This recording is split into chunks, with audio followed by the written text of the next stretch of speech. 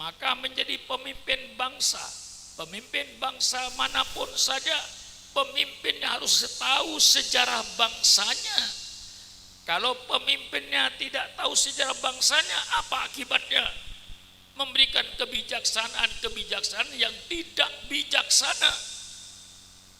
Kalau ngerti sejarah Indonesia, ulama lah yang berperanan. Kalau seandainya ulama waktu itu tidak toleransi, NKRI tidak ada.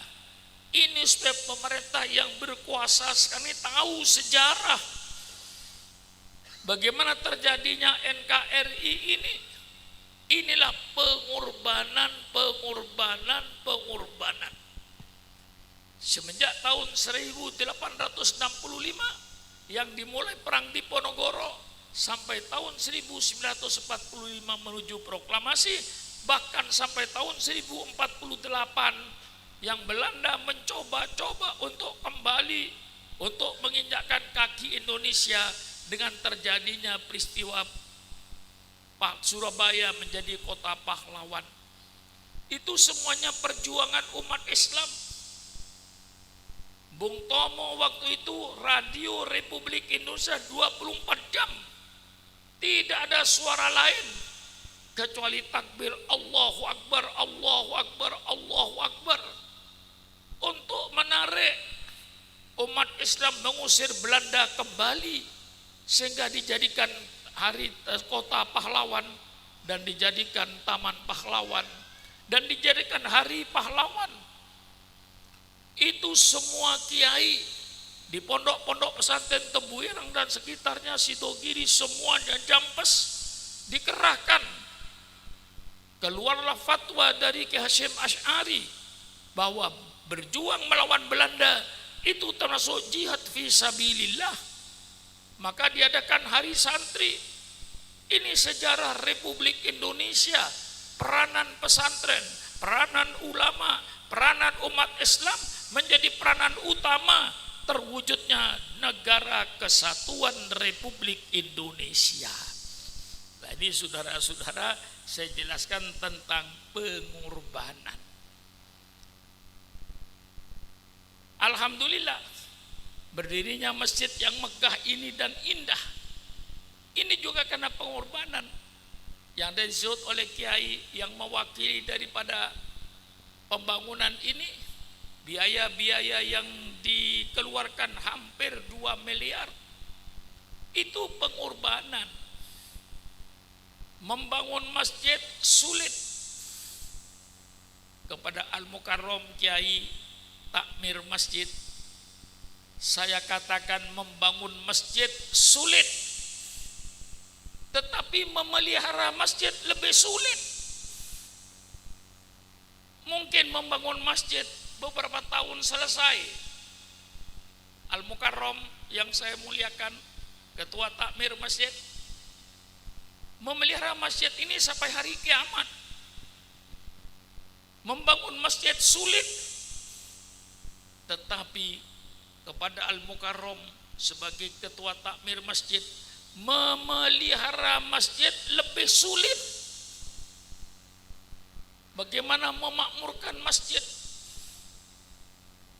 Maka saya anjurkan kepada seluruh masyarakat Madura yang rata-rata sekarang menjadi perantau, tolonglah, saya minta berkorban sekali lagi, bangunlah pondok-pondok pesantren di desa ini sebanyak-banyaknya, supaya anak bapak jangan dibawa ke Jakarta, anak bapak jangan dibawa ke Banten, jangan dibawa ke Pandeglang, jangan dibawa ke Bandung, jangan dibawa ke Bogor sebelum tamat dari pesantren ini. Mengapa saya anjurkan begitu? Karena kalau tamat dari pesantren sudah ngaji, imannya sudah kuat, insya Allah bawalah ke Jakarta. Kalau sekarang dibawa ke Jakarta, dibawa ke Bandung, kita tahu bagaimana pergaulan di kota-kota besar itu. Pergaulan anak muda sudah pergaulan bebas. Selamatkan anak bapak supaya selamat anaknya jangan dibawa ke Bandung, jangan dibawa ke Bogor, jangan dibawa ke Banten sebelum tamat dari pesantren yang dibangun di desa ini. Keluarkan lagi pengorbanan untuk membangun pesantren. Cari guru-guru yang memang guru-guru yang betul-betul profesional, bukan guru-guru asal ada. Jangan guru-guru asal mau ngajar, tapi cari guru-guru yang profesional. Di sini ibtidaiyah, sanawiyah, aliyah, tamat aliyah, persilakan bawa ke Bandung untuk mencari rezeki. Bawalah ke Pandeglang untuk mencari rezeki. Mungkin nanti di sana kalau tamat Badi Pesantren tidak jadi sekedar pengusaha, mungkin akan jadi kiai. Nanti di Pandeglang jadi kiai, di Bogor jadi kiai, di Bandung jadi kiai, di Jakarta. Kalau anak-anak bapak sudah ngajinya bagus, bawa. Mengapa? Karena pendidikan di Jakarta dan lain-lainnya, kalau sekolah di Jakarta misalnya pergaulan sudah bebas kayak seperti itu.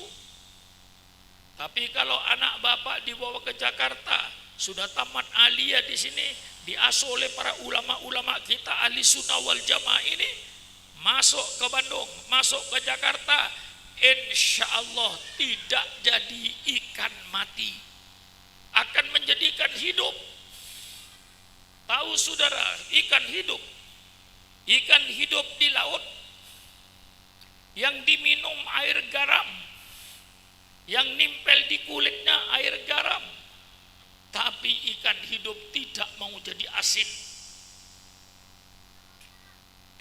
Lain dengan nasibnya ikan mati. Kalau ikan mati itu orang yang tak beriman. Ikan hidup itu saya gambarkan orang yang beriman. Karena ikan hidup itu beriman. Ada di tengah laut yang diminum air asin, nimpel ke kulitnya air asin, semuanya serba asin, tapi ikan hidup tidak mau asin. Tapi orang yang tidak beriman kepada Allah nantinya ibaratkan ikan mati. Kalau ikan mati masuk ke dapur, ibu-ibu dikasih garam jadi asin, dikasih cuka jadi kecut, dikasih cabai jadi pedas. Itulah nasibnya ikan mati, mengikuti keadaan sekitarnya, tidak mempunyai pendirian yang kokoh. Oleh sebab itu saya anjurkan sekali lagi berkorban, dirikan madrasah, dirikan pesantren, datangkan guru-guru yang bagus, kumpulkan dananya di Bandung, di Bogor, di Banten untuk guru-gurunya yang ada di sini, guru-guru yang seger, guru-guru yang profesional, guru-guru yang berilmu untuk mengajarkan anak-anak bapak sebelum dibawa ke Jakarta, dibawa ke Bandung, supaya mempunyai iman yang kokoh, selamat. Maka selamatkan anak bapak dan anak ibu dari api neraka. Sayang anakku anfusakum wa ahlikum naro. Sayang anak bukan ngasih duit kepada anak beli sepeda motor. Sayang kepada anak bukan mengikuti kemauan anak. Tetapi kalau bapak dan ibu sayang anak, selamatkan anak ibu, selamatkan anak bapak dari api neraka. Itu namanya sayang anak. Supaya anaknya selamat dari api neraka, didiklah dengan iman yang kokoh, dengan akidah yang ahli sunnah wal jamaah, bertakwa kepada Allah Subhanahu wa ta'ala, sehingga dibawa ke Jakarta menjadi ikan hidup, dibawa ke Bandung jadi ikan hidup, dibawa ke Bogor jadi ikan hidup, dibawa ke Pandeglang jadi ikan hidup. Artinya mempertahankan imannya, tidak mengikuti keadaan-keadaan sekitarnya. Sekitarnya kecut jadi kecut, sekitarnya pedas jadi pedas, sekitarnya pahit jadi pahit. Itulah nasibnya orang tak beriman. Jadikanlah anak bapak dan ibu ibaratkan air, ibaratkan ikan hidup yang tidak terpengaruh dengan keadaan-keadaan sekitarnya. Itulah yang saya minta setelah bangun masjid. Saya harapkan sadarilah sekarang bangun pesantren yang dibangun oleh kiai-kiai ini, tolong dibantu bangunannya, dibantu ustadz-ustadznya, sehingga ustadznya mengajar dengan teguh, karena mereka tidak mikirkan beras, tidak mikirkan yang akan dimakan. Ustadznya cukup, mengajarnya bagus, insya Allah akan melahirkan putra putri bapak dan ibu, orang-orang yang berilmu dan yang bertakwa kepada Allah Subhanahu wa ta'ala. Ini anjuran saya yang kedua. Karena masjid itu ibaratkan lumbung. Kalau nggak ada sawahnya, siapa yang akan mengisi lumbung ini? Sawahnya itu adalah madrasah, sawahnya itu adalah pesantren yang akan mengisi masjid ini. Apalagi masjid yang begini mewah dan indah, yang hanya dipakai Jumatan saja. Kasihan yang beramal kalau cuma dipakai hanya sembahyang Jumat. Sembahyang Jumat pun tidak penuh. Tapi kalau di sekitarnya ada pesantren, dan anak bapak jangan dibawa merantau sebelum mempunyai iman yang kokoh. Selamatkan anak bapak, selamatkan anak ibu dari api neraka. Kuatkan dulu kuatkan dulu takwanya kepada Allah, baru bawa ke Jakarta, baru bawa ke Bandung. Insya Allah anak bapak tidak hanya sekedar mencari duit, mungkin bisa jadi kiai di Bandung, bisa menjadi kiai di Jakarta. Ya, contohnya bukan saya untuk sombong, ya contohnya Sukron Makmun. Nggak usah jauh-jauh. Saya dididik oleh ayah saya di pondok pesantren Sidogiri, Pasuruan. Setelah itu saya pindah ke pondok modern Gontor, Ponorogo. Kemudian saya dipanggil oleh Menteri Negara waktu itu, Kiai Haji Dr. Idam Khalid, untuk membantu beliau. Lalu diizinkan oleh ayah saya ke Jakarta bersama Menteri, tidur di rumahnya Menteri selama 5 tahun. Karena saya menjadi waktu itu pembantu khusus Menteri Negara Kesra. Tidak jual sate saya, tidak jual besi saya. Alhamdulillah ada yang jual sate, ada yang jual besi. Itu suatu pekerjaan yang halal. Alhamdulillah. Seandainya saya tidak dipondokkan dulu langsung ke Jakarta, ya mungkin saya dagang besi, mungkin saya dagang sate untuk mencari rezeki, ya mungkin usaha-usaha lain. Tapi alhamdulillah saya masuk Jakarta, alhamdulillah tidak jadi ikan mati, tapi saya tetap sebagai ikan hidup. Saya tidak terpengaruh dengan peradaban-peradaban kota besar. Saya tidak terpengaruh dengan pergaulan bebas yang ada di Jakarta. Saya tetap pakai iman saya pakai ilmu saya, ilmu agama saya. Alhamdulillah, insya Allah saya di Jakarta jadi ikan hidup, bukan ikan mati. Ini karena saya cinta kepada desa ini, saya buka ini. Alhamdulillah masjid sudah. Program kedua, memajukan pesantren-pesantren yang ada di kampung ini. Ulama-ulama kita bantu. Kalau perlu suruh cari guru dari Jakarta. Kalau perlu nanti saya kirim guru ke kampung ini. Bapak cari duit tenang, anaknya ada di pondok, di kampung, belajar agama, belajar ilmu, tamat dari sanawiyah aliyah, persilakan bawa ke Jakarta. Kalau memang orang tuanya mampu ke Jakarta, jangan diajak cari duit dulu, suruh kuliah di UIN, suruh kuliah di IGI, suruh kuliah di mana saja, sehingga putra Madura itu nanti tampil di tengah-tengah masyarakat. Kayak contohnya misal Pak Mahfud MD, pernah menjadi menteri berkali-kali. Itu anak lahir di Sampang, dibesarkan di Pamekasan, lalu ke Jogja, ke Jakarta.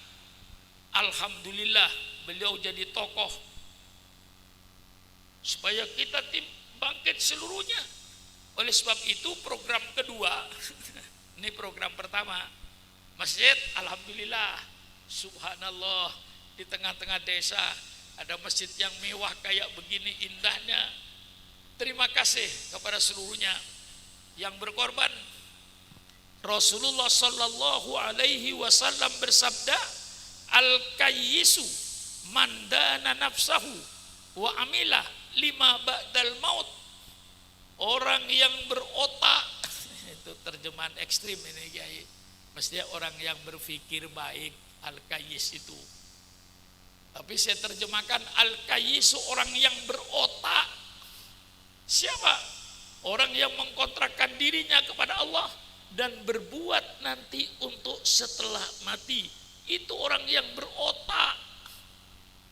Bukannya berbuat untuk hidup.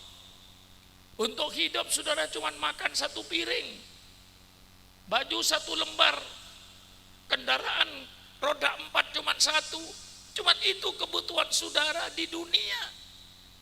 Tapi orang yang berotak bukan hanya berpikir untuk di dunia. Orang yang berotak itu orang yang berpikir nanti untuk setelah mati.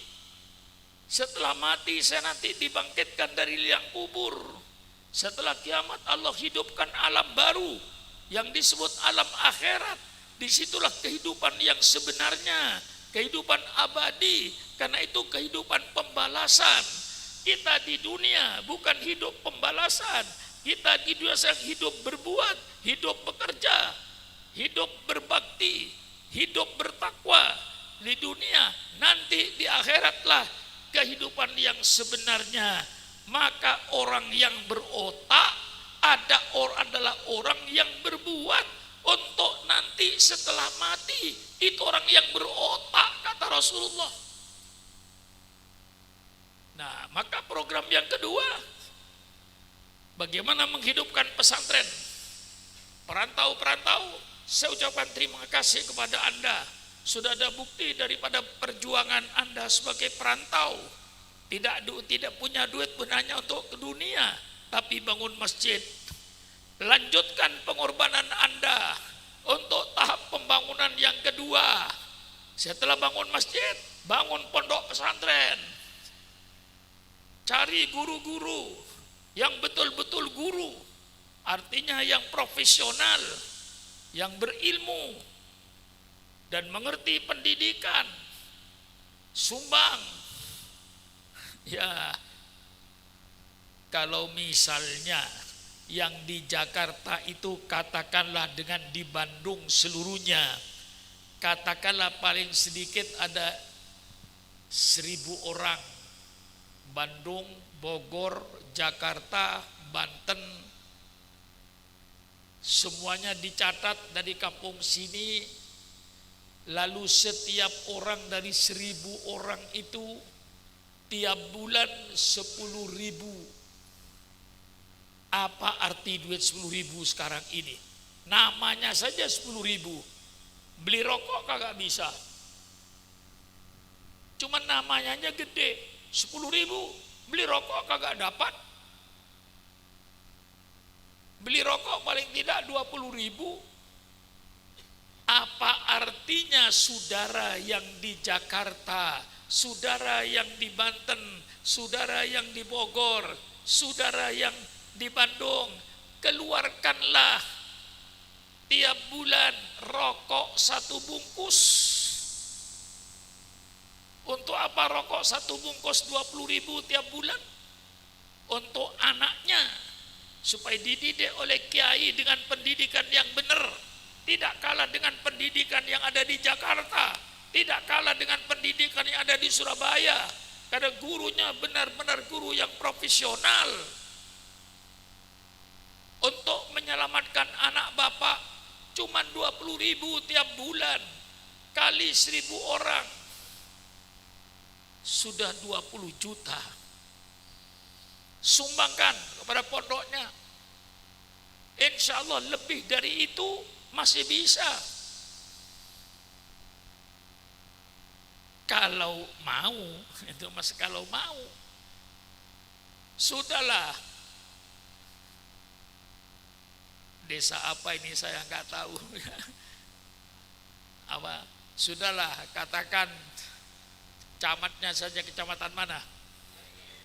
Hah? Penduduk kampung ini selamatkan anaknya yang merokok,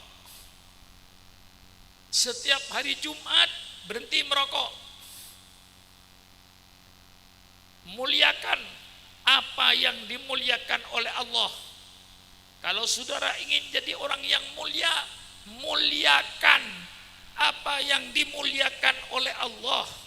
Saudara tiap Jumat mendengar, idza soital inna yaumal jum'ati sayyidul ayyam. Hari Jumat hari yang dipilih oleh Allah di antara satu minggu. Hari yang terbaik yang dimuliakan oleh hari Jumat. Semua penduduk desa ini yang ada di perantauan setiap Jumat berhenti merokok. Uang rokoknya kasih pondok pesantren yang ada di desa sini. Insya Allah kampung sudah hidup, desanya hidup, masjidnya hidup, semuanya ramai. Anak-anak bapak ada di sini semua. Kalau perlu dari TK dibikin di sini. Sampai ibtidaiyahnya, sanawiyahnya, aliyahnya bikin di sini. Yang tidak kalah dengan yang ada di Surabaya, tidak kalah dengan yang ada di Bandung pendidikannya. Cari guru-guru yang profesional, saudara berkorban lagi. Mengapa saya berkorban? Supaya tidak jadi korban. Kita sekarang ini hidup baik, alhamdulillah. Ini karena pengorbanan orang sebelum kita.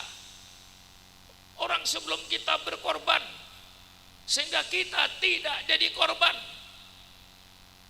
Maka saya serukan pada saudara-saudara, berkorbanlah agar anak cucu kita tidak jadi korban.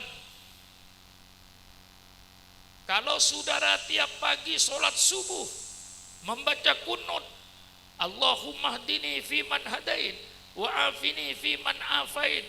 Pernahkah ibu terpikir, apakah anak saya nanti masih kunut seperti saya? Ketika bapak tadi sholat isya, sujud kepada Allah, subhana rabbiyal a'la wa bihamdi, subhana rabbiyal a'la wa bihamdi, subhana rabbiyal a'la wa bihamdi. Apakah anak bapak, apakah cucu bapak nanti masih sujud seperti bapak? Itu tanda tanya besar. Dengan keadaan seperti sekarang ini, mungkin bisa jadi orang tak beragama, mungkin bisa pindah agama. Kalau tidak kita jaga mulai sekarang ini. Oleh sebab itu selamatkan anak bapak, selamatkan anak ibu dari api neraka, supaya tetap memeluk Islam, ahli sunnah wal jamaah. Bantulah ulama-ulama yang disebutkan tadi, yang mempunyai pondok-pondok pesantren, supaya dibesarkan pesantrennya, bantu bangunannya, bantu guru-gurunya, guru-guru yang segar, guru-guru yang profesional, yang menghasilkan anak didik yang berilmu, menghasilkan anak didik yang beriman dan bertakwa kepada Allah Subhanahu wa taala. Ini semuanya pengorbanan, pengorbanan, pengorbanan. Maka saya tawarkan kepada saudara malam hari ini, hai penduduk kampung ini, mau berkorban atau mau jadi korban? Alhamdulillah, saya cuma menghimbau, berkorbanlah kalau tidak ingin jadi korban. Islam hebat, Islam tersebar seluruh dunia. Ini pun karena pengorbanan. Kalau tidak karena pengorbanan, mungkin Islam tidak tersebar. Islam diturunkan kepada Nabi Muhammad Tidak langsung Islam tersebar. Tersebarnya Islam, jayanya Islam karena pengorbanan Rasulullah Sallallahu Alaihi Wasallam beserta para sahabatnya radhiyallahu anhum. Mereka berkorban, bukan hanya berkorban harta, bahkan mereka berkorban jiwa. Kita alhamdulillah hidup di negara kesatuan Republik Indonesia, negara yang aman. Tidak seperti di jalur Gaza, Palestina, yang setiap detik jatuh bom. Alhamdulillah kita ada di negara yang aman, bukan negara perang. Tinggal berkorban harta, tidak usah berkorban jiwa. Berkorban harta aja, sisihkan sebagian hartanya. Rasulullah Sallallahu Alaihi Wasallam berwasiat kepada umatnya. Apa wasiat Rasulullah? Rasulullah bersabda, la ya'kul ta'amaka illa taqiyun.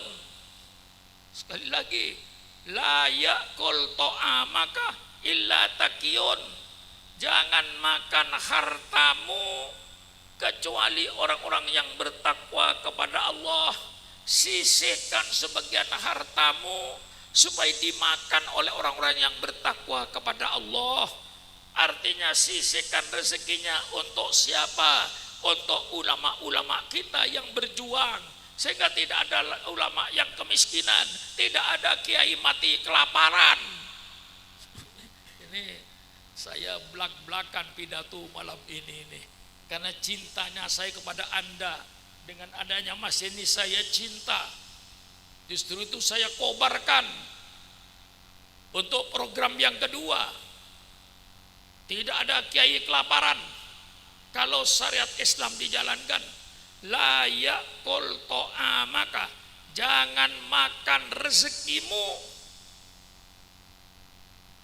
La ya'kul ta'amaka, jangan makan rezekimu kecuali kepada orang-orang yang takwa kepada Allah Subhanahu wa taala. Sisihkan sebagian hartanya untuk siapa? Untuk orang yang bertakwa kepada Allah. Sisihkan sebagian hartanya untuk apa? Untuk masjid, untuk pesantren. Mari kita sisihkan sebagian harta kita. Tidak usah 50%, 10% saja dari harta yang saudara peroleh setiap bulan. Peroleh berapa duit satu bulannya? Sisakan 10%. Untuk apa 10%? Untuk pendidikan agama. Nah, inilah pengorbanan. Islam diturunkan pada Nabi Muhammad. Islam tidak langsung jaya. Rasulullah sebarkan dengan pengorbanannya. Mari kita telusuri bagaimana pengorbanan Rasulullah ini. Berdakwah dari pintu ke pintu. Karena diancam oleh orang kafir Quraisy. Dia berdakwah sembunyi-sembunyi. Baru dia jalankan dakwah itu terbuka secara terang-terangan setelah turun firman Allah, fasda bima tu'mar wa a'rid anil jahilin. Baru Rasulullah berdakwah terang-terangan. Apa resikonya saudara? Ketika Rasulullah berdakwah terang-terangan diancam dengan kekerasan, dengan penyiksaan, dengan pembunuhan. Subhanallah. Sayyidina Bilal diikat tangannya, diseret di padang pasir, perutnya dikasih batu supaya mereka kembali kepada kekafiran. Tapi alhamdulillah Sayyidina Bilal dididik Rasulullah sudah menjadi ikan hidup. Di tengah-tengah tangannya diikat, diseret di padang pasir, perutnya dikasih batu, dia tetap berkata, Ahad, Ahad, Ahad, Allah yang Maha Esa. Tidak takut karena penyiksaan, tidak takut karena pembunuhan. Itu Rasulullah berdakwah di awalnya dengan pembunuhan, dengan ancaman. Tetapi ternyata para sahabatnya tidak ada yang tergeser imannya. Tetap dia dengan kesiksaannya, tetap dia berkata, Ahad, Ahad, Allah yang Maha Esa. Malah para sahabat Rasulullah Sallallahu Alaihi Wasallam kalau mati di atas tempat tidur, dia mengadu sama Rasulullah, ya Rasulullah, mengapa saya mati di tempat tidur Rasulullah? Mengapa saya tidak mati di perang Badar? Mengapa saya tidak mati di perang Uhud? Mengapa saya tidak mati di perang Tabuk? Mengapa saya tidak mati di perang Khandaq? Mengapa saya mati di atas tempat tidur Rasulullah? Sia-sia saya menghembuskan napas ini. Kira-kira orang kampung sini masih begini nggak kira-kira? Ini para sahabat Rasulullah ngadu sama Rasulullah kalau matinya dalam kamar. Menyesal dia. Ya Rasulullah, mengapa saya mati di atas tempat tidur Rasulullah? Mengapa saya tidak mati di perang Uhud? Mengapa saya tidak mati di perang Badar? Mengapa saya tidak mati di perang Khandaq? Mengapa saya tidak mati di perang Tabuk? Saya hembuskan napas saya sia-sia Rasulullah. Itulah keadaan para sahabat.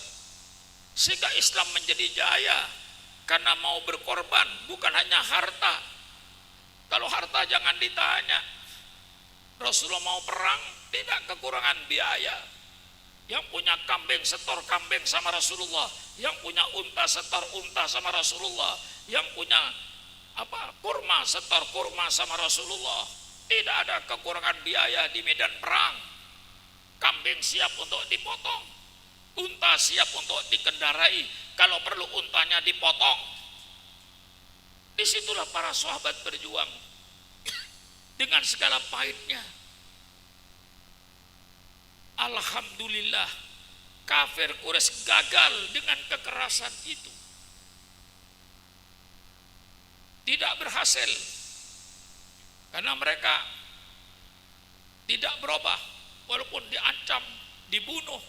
Karena dengan kekerasan gagal, orang kafir Quraisy merubah politiknya. Dengan politik apa? Dengan politik embargo ekonomi.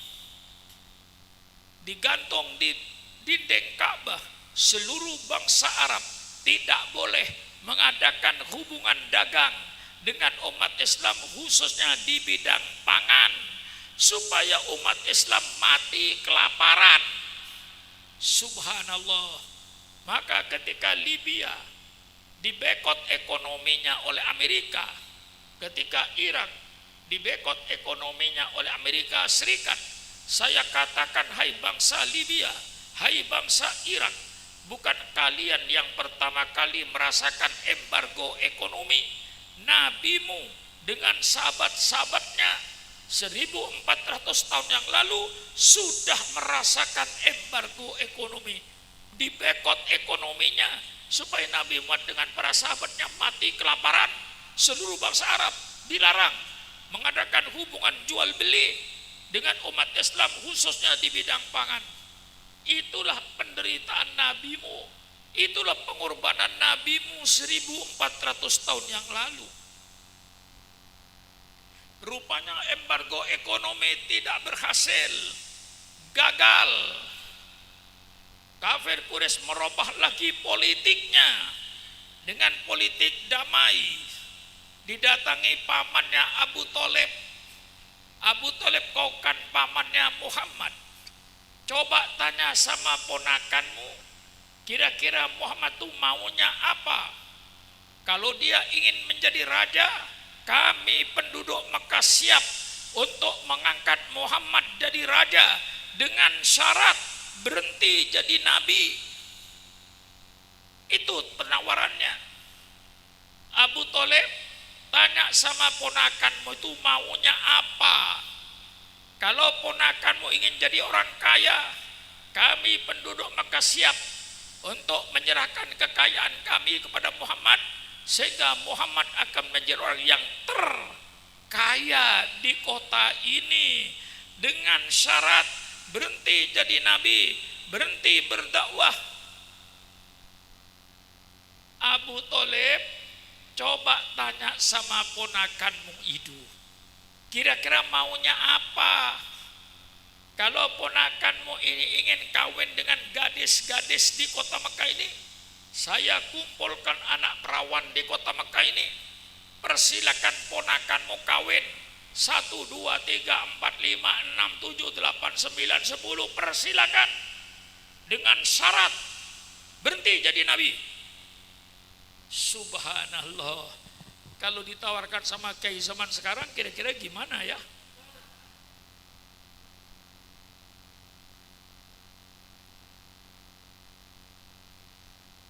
Ini pengalaman nabimu bersama-sama dengan sahabat-sahabatmu. Ternyata gagal dengan segala macam cara, dengan kekerasan gagal, dengan membekot ekonomi juga gagal. Ditawarkan harta, tahta, wanita, gagal. Maka hati-hati kalau kiai diangkat jadi pejabat pemerintah, kiai hati-hati. Kalau kiai diangkat menjadi pejabat pemerintah, mungkin ada positifnya, mungkin ada negatifnya. Positifnya, kalau kiai itu tetap menjadi ikan hidup, menjadi pejabat pemerintah, jadi bupati, kiai jadi gubernur, kiai jadi menteri, tetap justru dipergunakan kekuasaannya untuk agama.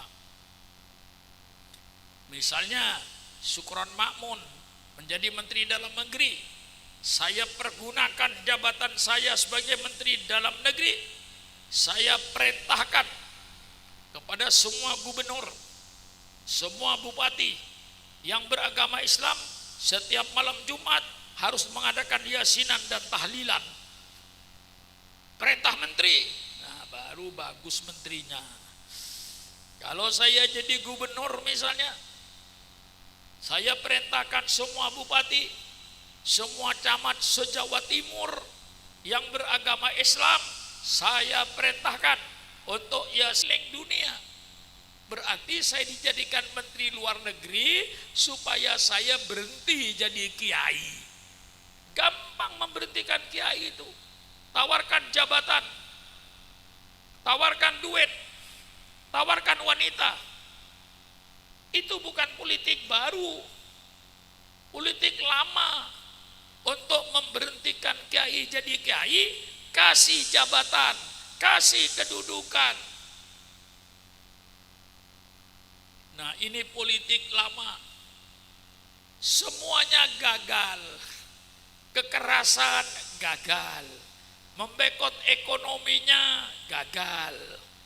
Bangsa Arab dilarang jual beli, berdagang dengan umat Islam, khususnya di bidang pangan, gagal. Ditawarkan harta, ditawarkan wanita, ditawarkan kedudukan, harta, wanita, tahta, gagal. Akhirnya apa yang terjadi? Abu Jahal dan Abu Lahab mengadakan rapat di Darun Nadwa. Insya Allah kiai yang haji atau saudara yang umroh, yang namanya Darun Nadwa itu kira-kira sekitar 60 meter dari Pancoran Emas, itu juga dijadikan rapat. Di dalam kitab tafsir Tobari disebutkan dalam rapat itu hadir iblis. Ditanya, siapa kau? Dia menjawab, saya dari Najd. Karena Anda mau bermusyawarah, saya ikut hadir untuk menyumbang pikiran. Rapatlah itu. Abu Jahal berkata, kita menghadapi Muhammad dengan segala macam cara gagal. Embargo ekonomi gagal, dengan kekerasan, dengan pembunuhan gagal, dengan harta wanita gagal. Maka baiknya Muhammad itu masukkan penjara saja, supaya Muhammad tidak keluar kampung, masuk kampung, keluar desa, masuk desa. Karena lidahnya Muhammad itu manis, mudah diterima oleh masyarakat.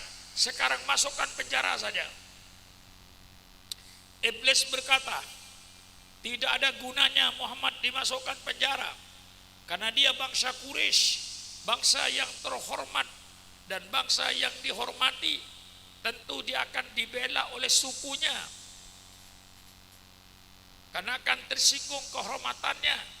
Pasti nanti dikeluarkan oleh sukunya. Sia-sia kau menangkap Muhammad, masukkan penjara. Lalu Abu Jahal punya pikiran lagi, kalau begitu usir saja Muhammad ke luar negeri, supaya tidak ada di negeri Mekah. Kalau ada di negeri Mekah dia berbahaya, berdakwah terus agama kita akan hancur. Usir saja Muhammad ke luar negeri. Iblis berkata, bahaya usulmu. Kalau Muhammad diusir ke luar negeri, nanti di luar negeri dia banyak pengikutnya, pasti negeri kami akan diserang dari luar negeri, hancur negeri kami. Bahaya Muhammad diusir ke luar negeri. Akhirnya Abu Jahal berkata, kalau begitu caranya, tidak ada jalan lain, bunuh saja Muhammad hari ini. Iblis berkata, ini pendapat yang benar, bunuh saja Muhammad, selesai. Di penjara gak ada gunanya, diusir ke luar negeri berbahaya, bunuh saja Muhammad. Malam itulah rumahnya Rasulullah dikepung oleh pemuda-pemuda Arab dengan pedang terhunus. Di mana perintahnya Abu Jahal, asal Muhammad keluar rumah, potong lehernya.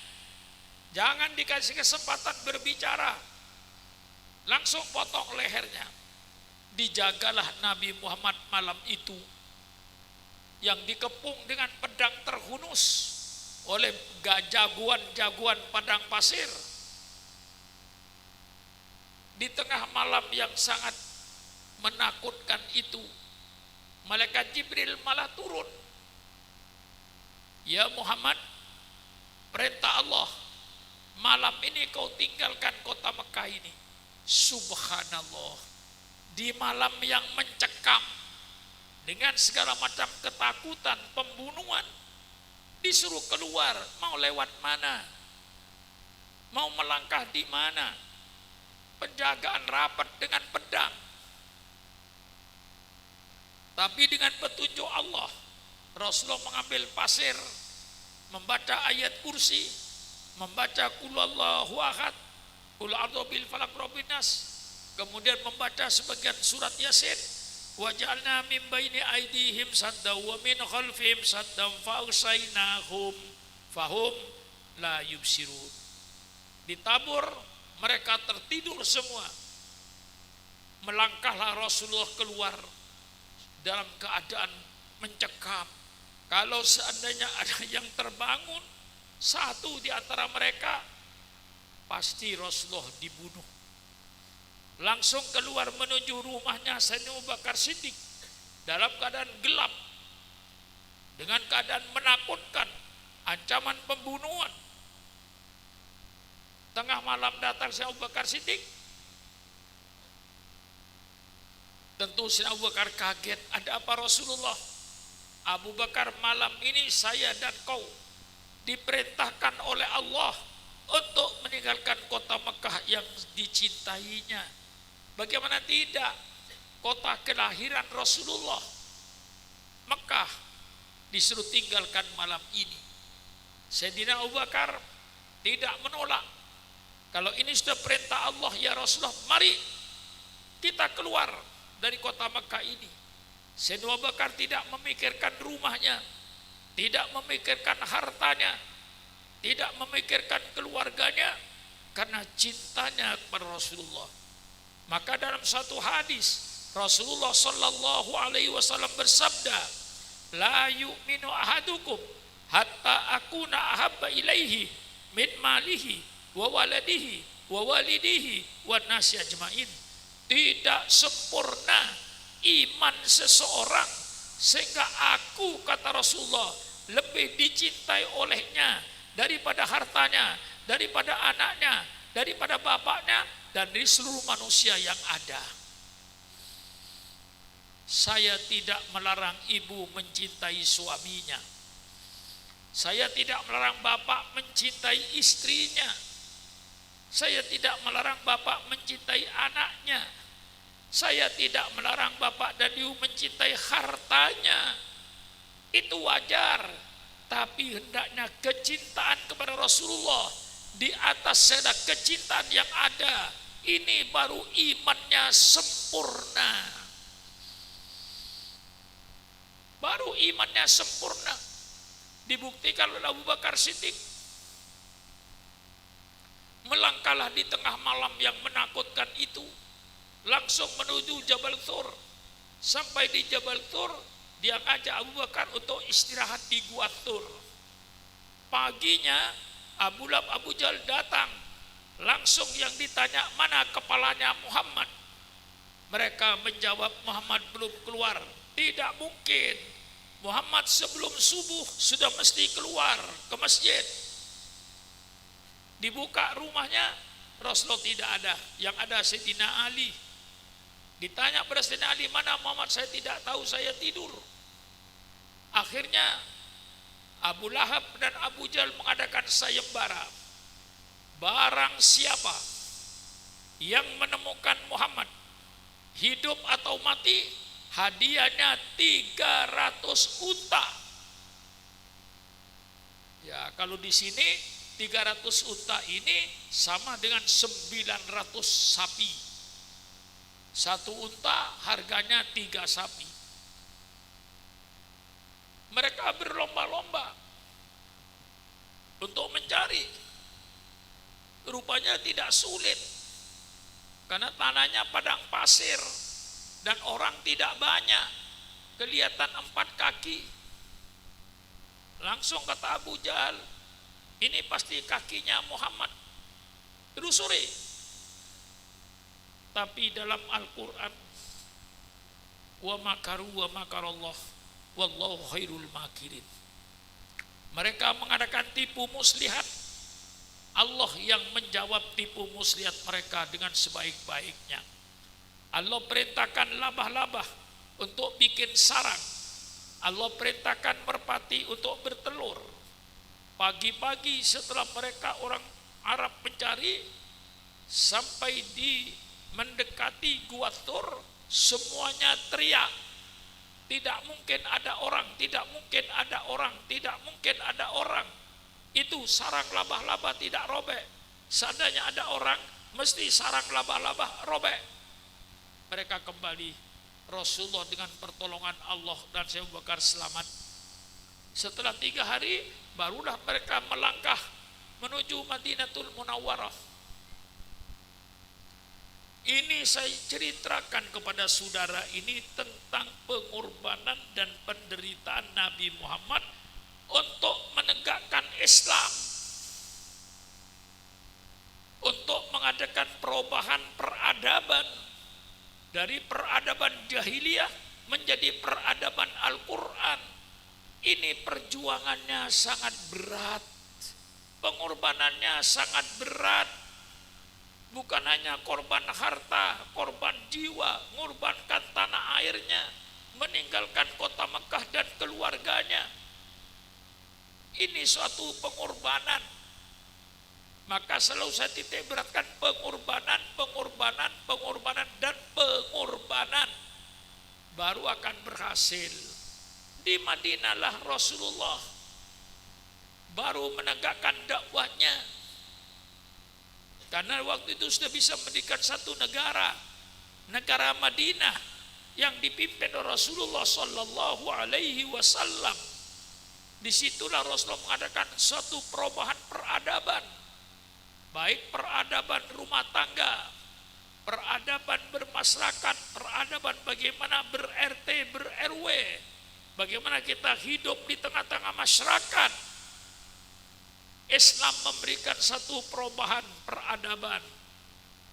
Peradaban di dalam ekonomi, peradaban untuk mengatur semua kehidupan manusia.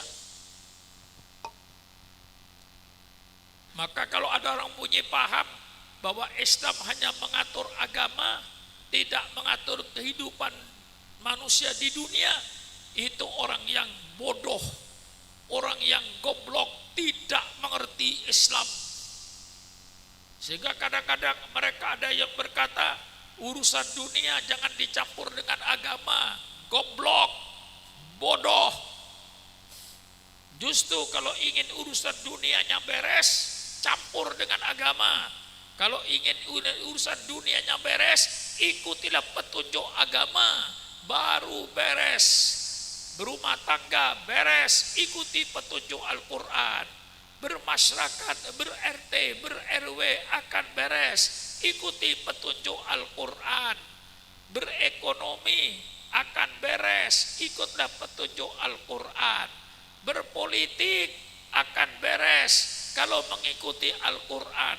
Jangan politik seperti yang ada sekarang ini, politik yang penuh dengan kebohongan, politik yang penuh dengan ketidakadilan, politik yang penuh dengan kedoliman. Karena apa? Karena tidak mengikuti Al-Quran. Ikuti Al-Quran.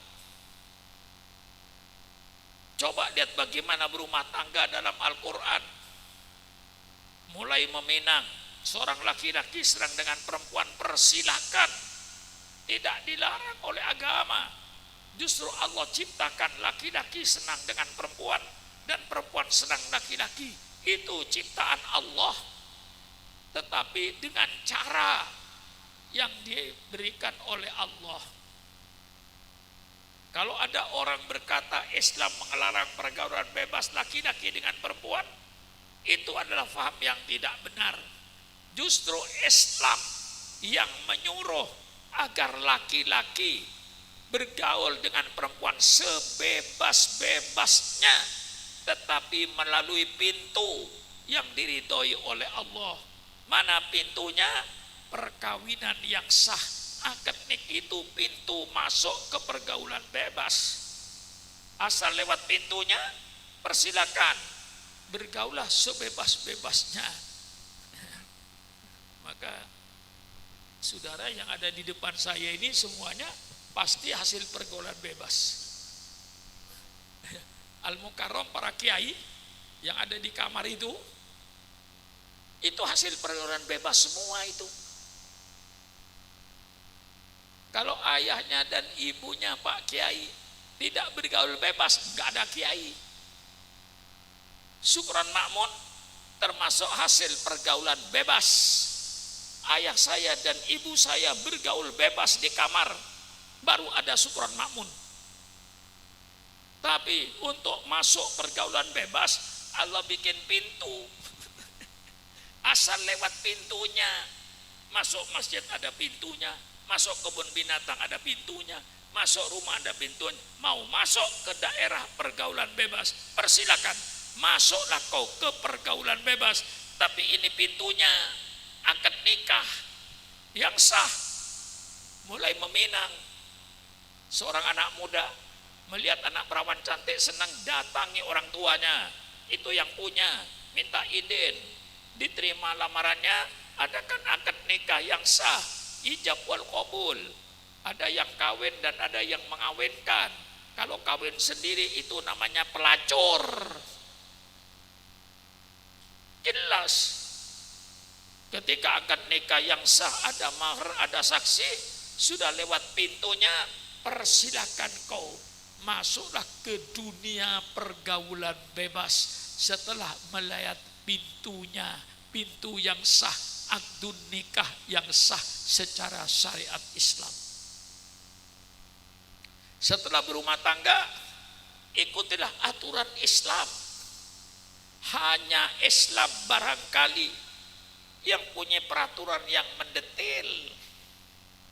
Setelah akad nikah, dinasehati, wa ashiruhunna bil ma'ruf. Hai laki-laki, pergaulah istrimu. Hai suami-suami, pergaulah istrimu dengan baik, dengan sopan santun. Jangan memberi istrimu dengan kekerasan, dengan kata-kata yang menyakitkan. Itu Islam. Tidak ada tangga kalau ajaran Islam dijalankan.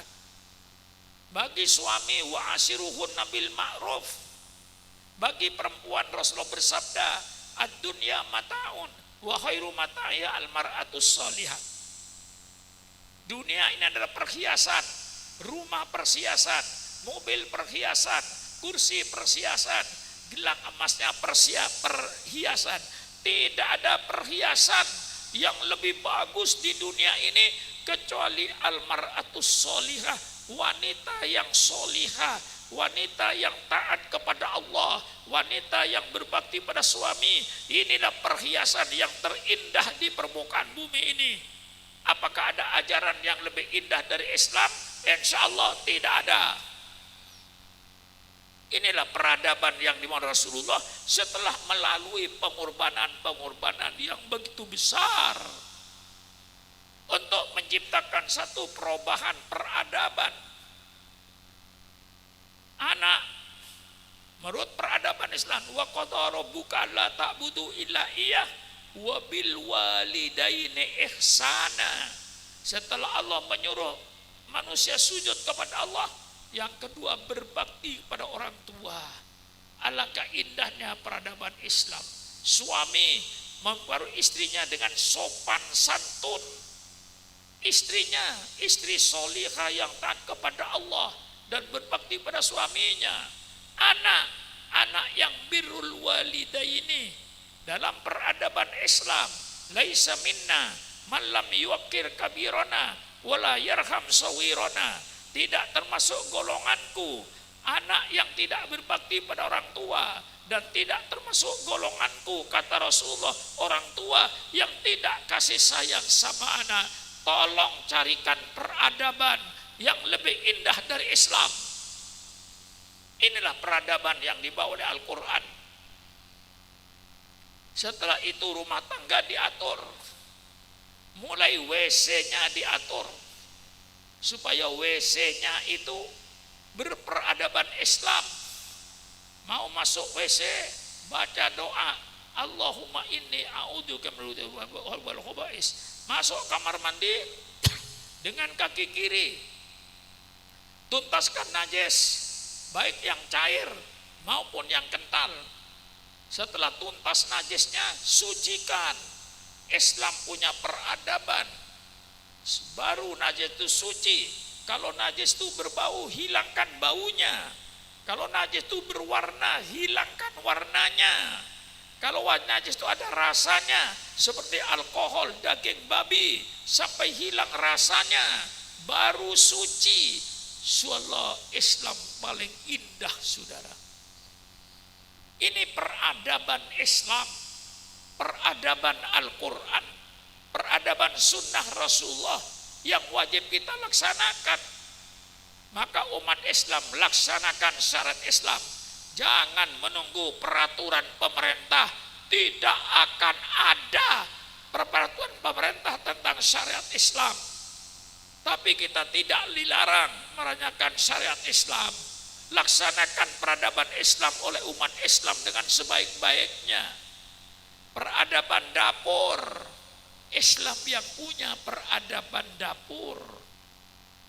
La ta'kulu amwalakum bainakum bil batil. Jangan kau makan harta di antara kamu dengan cara yang batil. Dijelaskan sogok menyogok itu haram. Ngurangin timbangan itu haram. Menipu dalam perdagangan, wailul lil mutaffifin. Neraka wel bagi orang yang suka mengurangi timbangan. Menipu orang haram. Subhanallah. Jangan lewat di tenggorokanmu kecuali rezeki yang halal.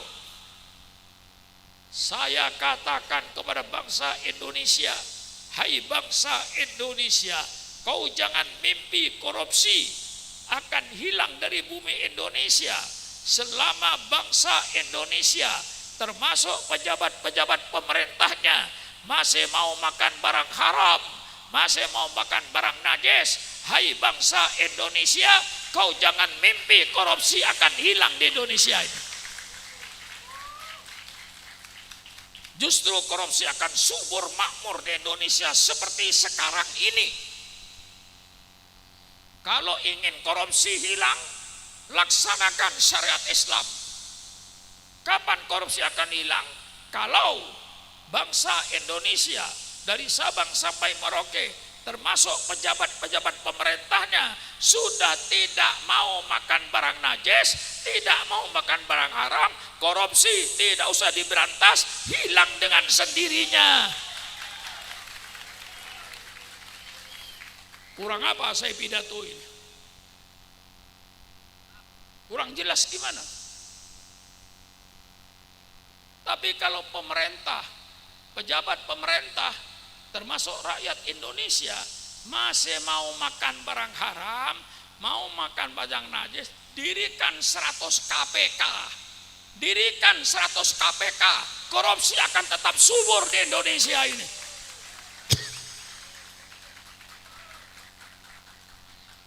Untuk memberantas korupsi, ikuti syariat Islam. Jangan ada bangsa Indonesia dari Sabang sampai Merauke, termasuk pejabat-pejabat pemerintahnya yang makan barang najis. Kalau seluruhnya sudah berpikir segala rezeki yang lewat tenggorokan saya harus rezeki yang halal, rezeki yang tidak najis, baru korupsi hilang dengan sendirinya, tidak usah pakai KPK.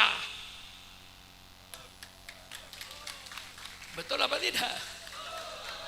Jelas penjelasan saya ini.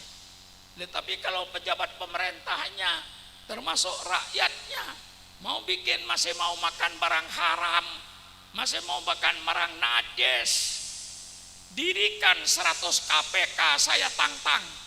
Jangan 1 KPK, di 100 KPK. Saya yakin korupsi akan tetap subur di Indonesia selama pejabat pemerintahnya dan rakyatnya masih mau makan barang haram. Ini peradaban Islam. Kita tidur, ada peradabannya. Kita makan, ada peradabannya. Alhamdulillah masih mau makan. Berapa banyaknya orang yang tidak mau makan? Persilakan ibu keliling rumah sakit Bangkalan, keliling rumah sakit Surabaya. Malam ini ribuan manusia yang tidak mau makan, yang dimakan banyak. Sebaliknya, mau makan, yang dimakan tidak ada. Persilakan pergi ke jalur Gaza situ di Palestina. Ribuan manusia mau makan, yang dimakan tidak ada. Di rumah sakit makanan banyak tapi tidak mau makan. Kita sekarang ini alhamdulillah masih mau. Alhamdulillah yang dimakan ada. Alangkah nikmatnya. Ini peradaban Islam. Tidur pakai peradaban. Baca bismillah, bismikallahumma ahya wa amut. Baca qul huwallahu ahad, baca qul a'udzu falaq, ada peradabannya. Bangun tidur, kamar tamu ada peradabannya, bermasyarakat ada peradabannya. Kalau ingin masyarakat RT dan RW itu aman, tenang, baldatun thayyibatun wa rabbun ghafur, laksanakan syariat Islam.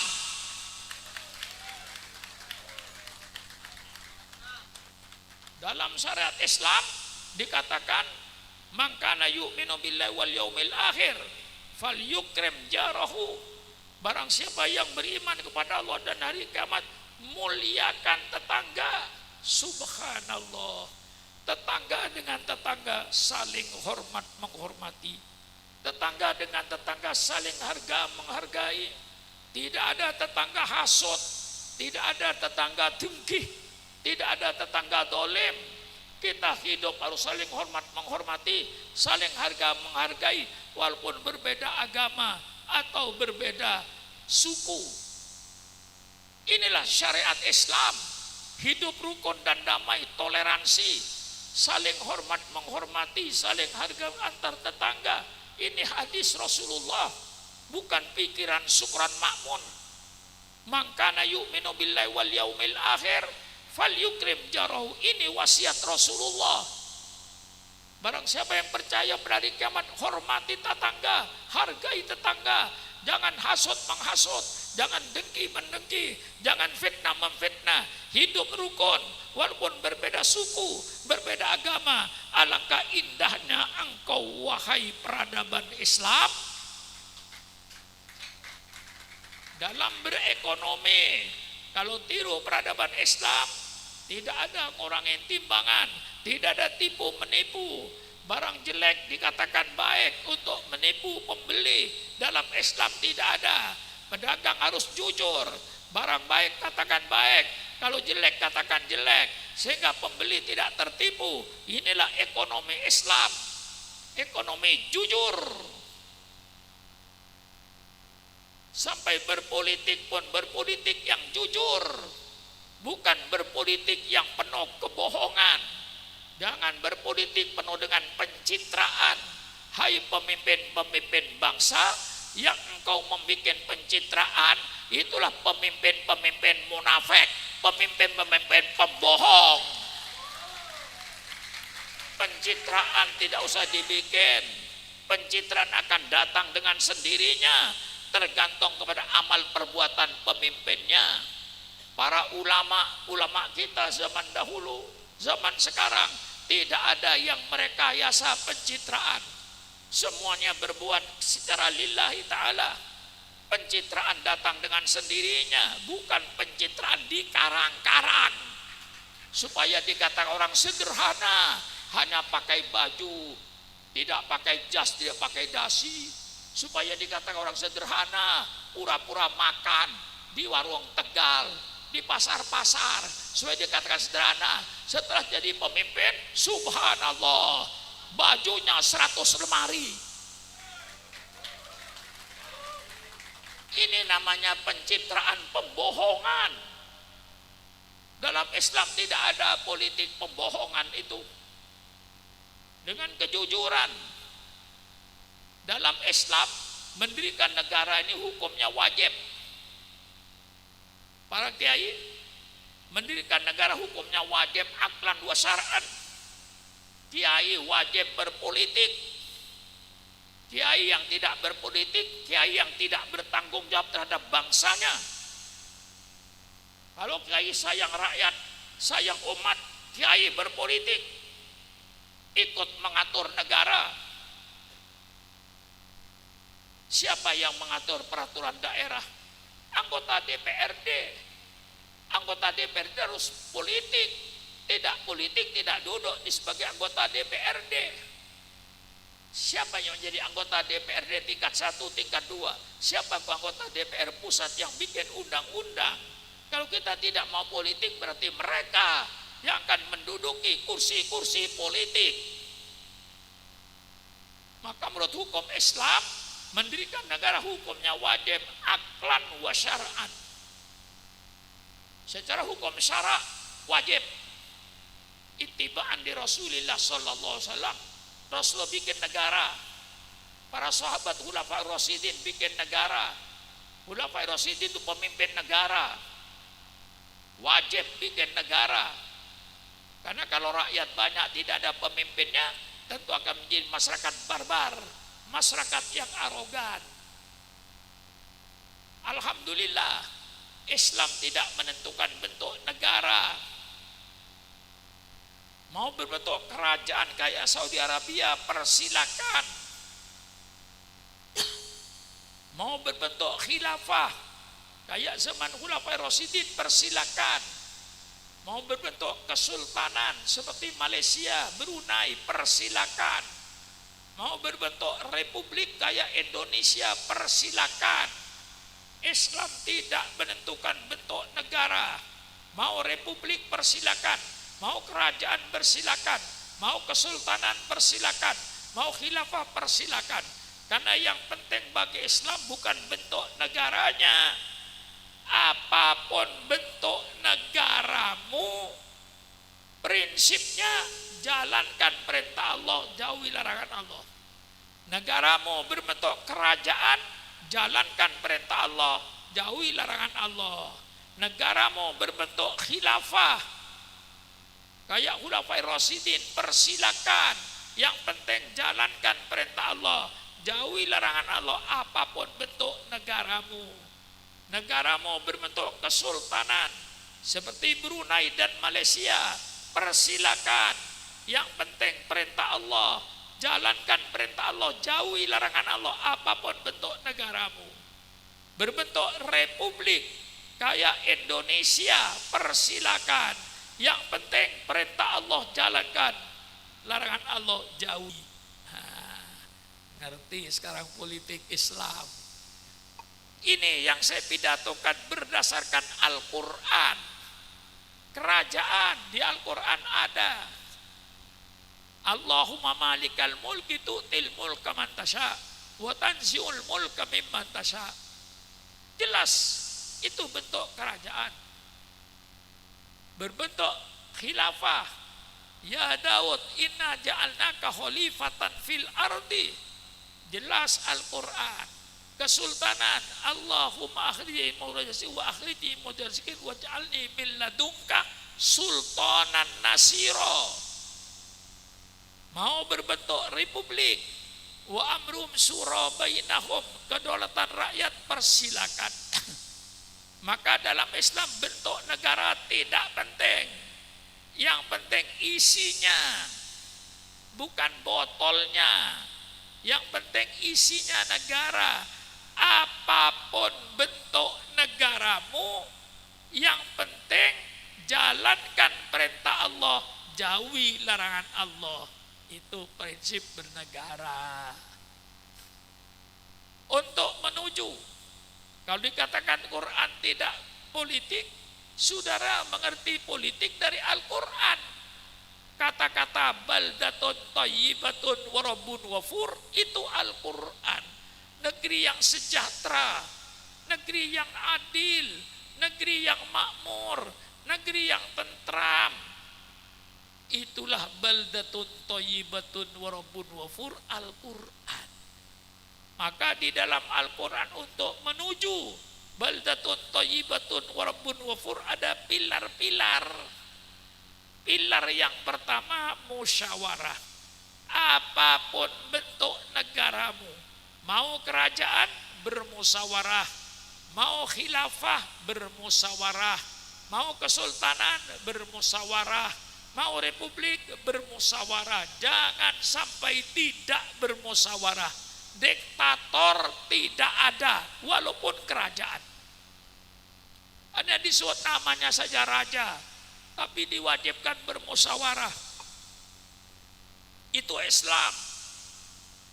Yang kedua, di dalam Islam innallaha ya'murukum an tu'addul amanati ila ahliha.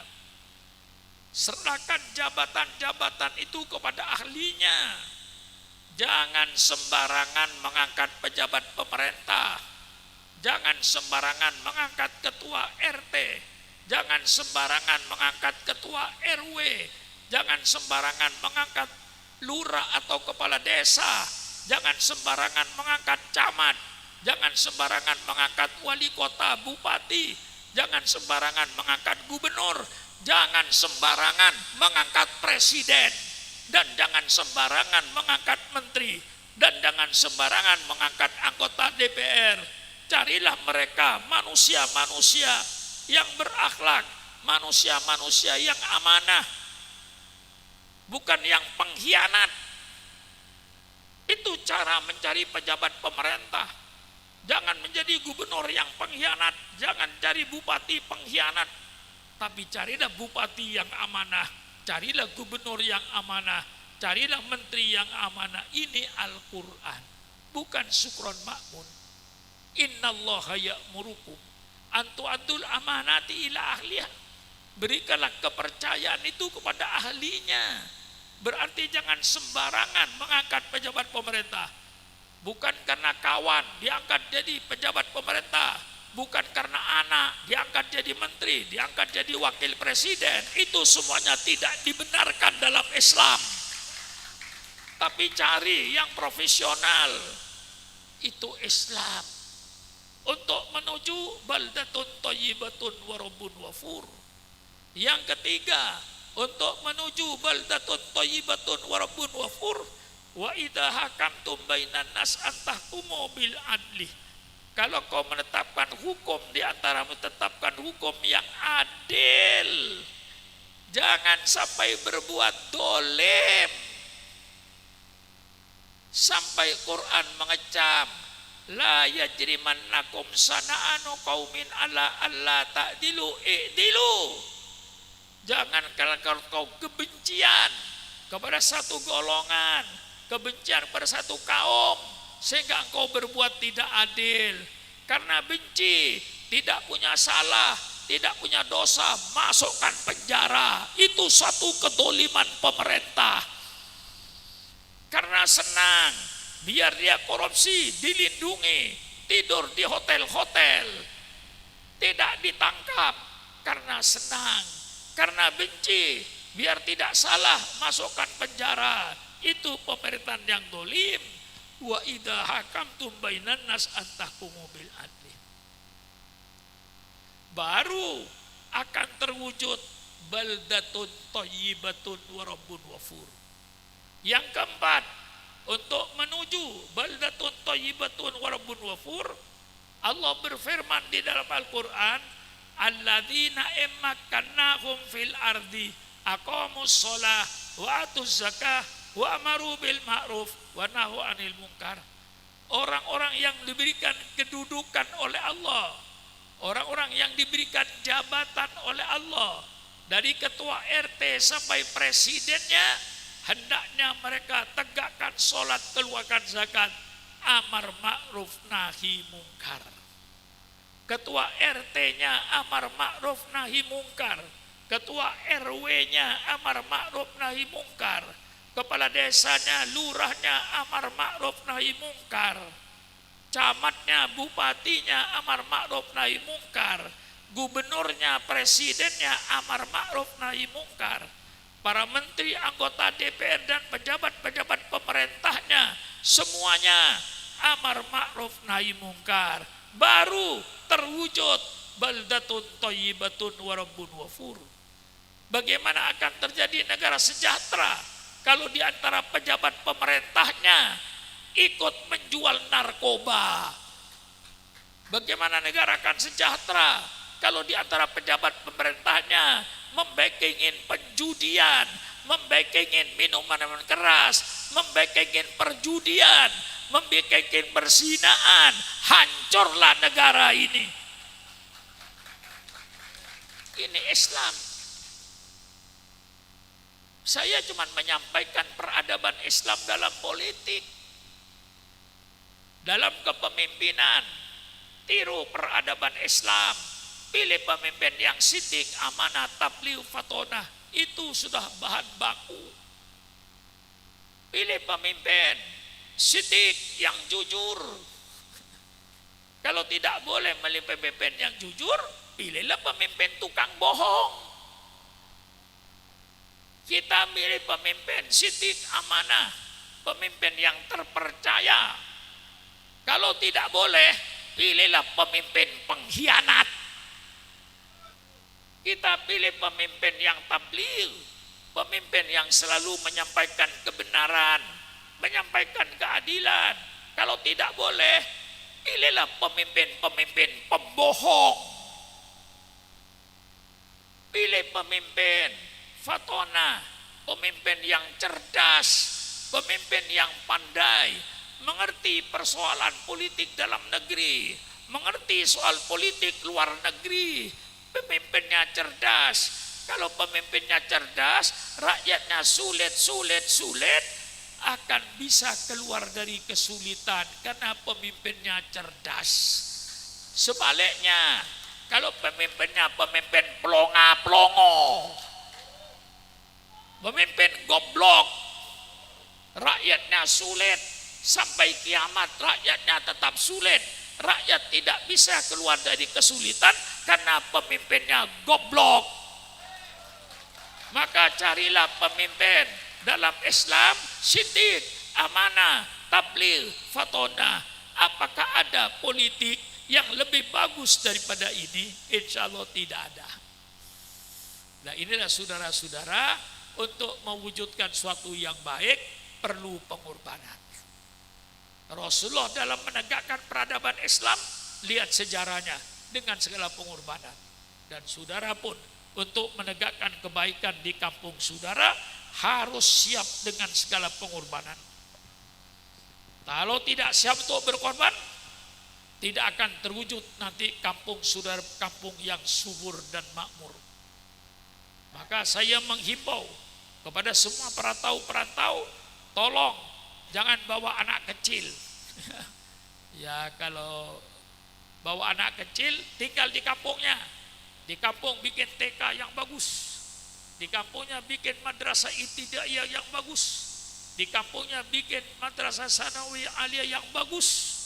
Gedungnya yang bagus, gurunya yang profesional, yang tidak kalah dengan pendidikan yang di Jakarta, tidak kalah dengan pendidikan yang di Bandung. Begitu tamat dari sekolah aliyahnya, persilakan bawa ke Jakarta. Kalau bisa melanjutkan kuliahnya, kalau tidak bisa cari duit. Tapi sudah punya iman yang dibawa dari pondok pesantren, insya Allah jadi ikan hidup. Bagaimana kira-kira pidato saya ini? Setuju enggak saudara ya? Setuju enggak ya? Jadi yang kecil-kecil ini biar ayahnya ke Jakarta, kau jangan ikut masuk pesantren di sini. Nah, nanti kalau sudah kau berilmu, baru kau datang ke Jakarta, insya Allah jadi ikan hidup. Kalau kamu belum punya ilmu, belum imannya belum kokoh, pergi ke Jakarta, pergi ke Bandung, saya khawatir takut nanti jadi ikan mati. Hah? Paham ini? Kalau ikan mati dikasih gula ya manis, dikasih cuka ya kecut, dikasih garam ya asin, dikasih tunggu ireng ya pahit. Iya kan? Dikasih gula ya manis, mengikuti keadaan sekitar, tidak punya pendirian. Inilah harapan saya kepada saudara-saudara yang perantau, kerjasama yang bagus dengan yang di kampung, kerjasama dengan kiai-kiai yang di kampung, dengan sekolah-sekolah di kampung, dengan takmir masjid yang di kampung, yang merantau, jangan hanya berpikiran duit saja, tapi juga berpikiran sebagian dari hartanya untuk di kuburan. Itu namanya cerdas, kata Rasulullah.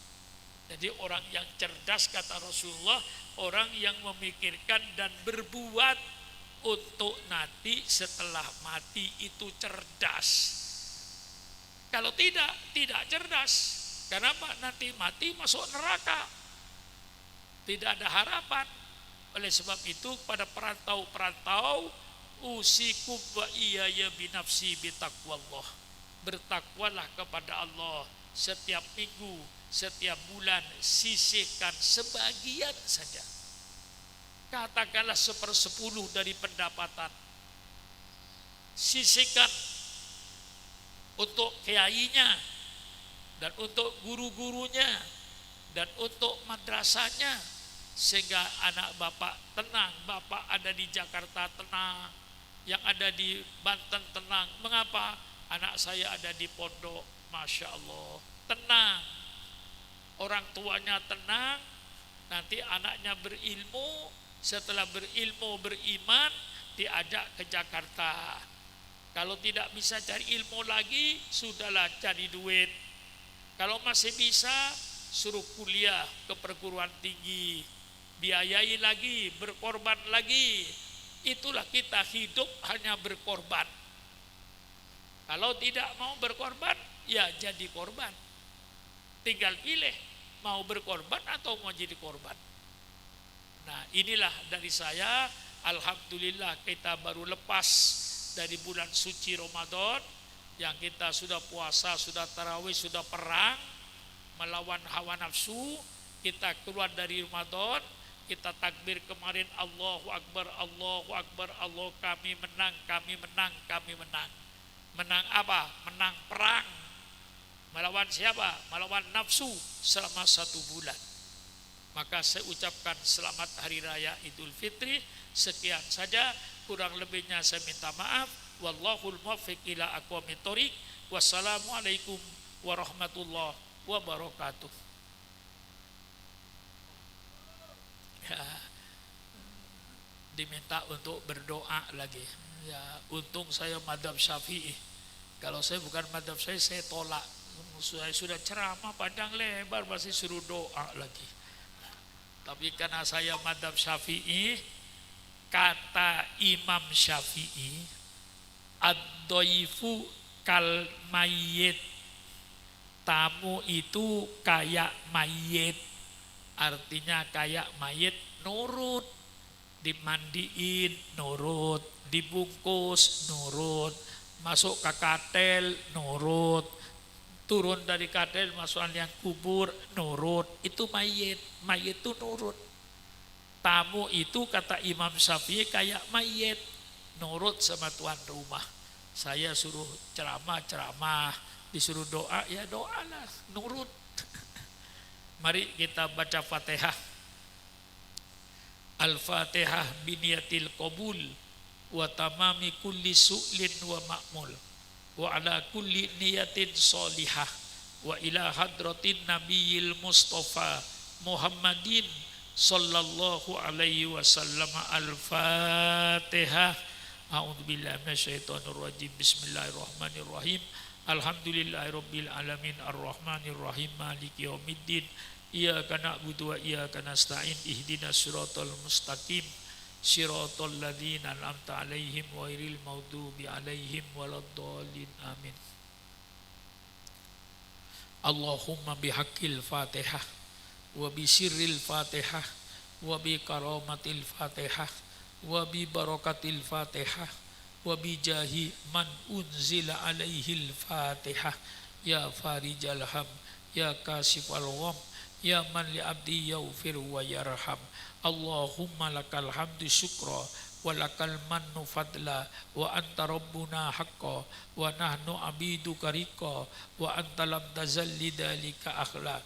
Allahumma ya muyassira kulli asir wa ya jabira kulli kasir wa ya sahiba kulli farid wa ya mughniya kulli fakir wa ya muqawwiya kulli dhaif wa ya ma'mana kulli khaif. Yassir alaina kulla asir fataisirul asir alaika yasir. Ya man la yahtaju ilal bayani wa tafsir hajatuna ilaika kathir wa anta alimun ya wa basir. Ya muyassir kulla asir fataisirul asir alaika yasir.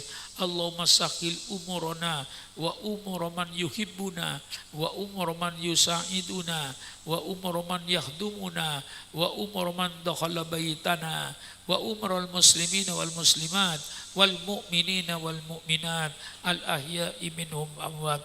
Allahumma inna nas'aluka salamatan fid din wa afiatan fil jasadi wa ziyadatan fil ilmi wa barakatan fil rizki wa taubatan qoblal maut wa rahmatan indal maut wa maghfiratan ba'dal maut.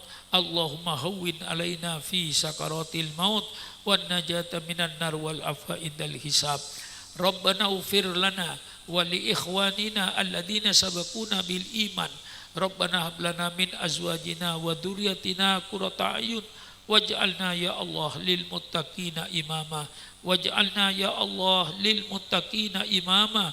Ya Allahumma ja'alna ya Allah lil muttaqina imama.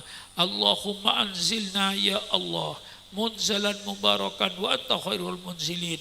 Rabbana atina fid dunya hasanah wa fil akhirati hasanah wa qina adzabannar. Subhana rabbika rabbil izzati amma yasifun wa salamun alal mursalin walhamdulillahi rabbil alamin. Wassalamu alaikum warahmatullahi wabarakatuh.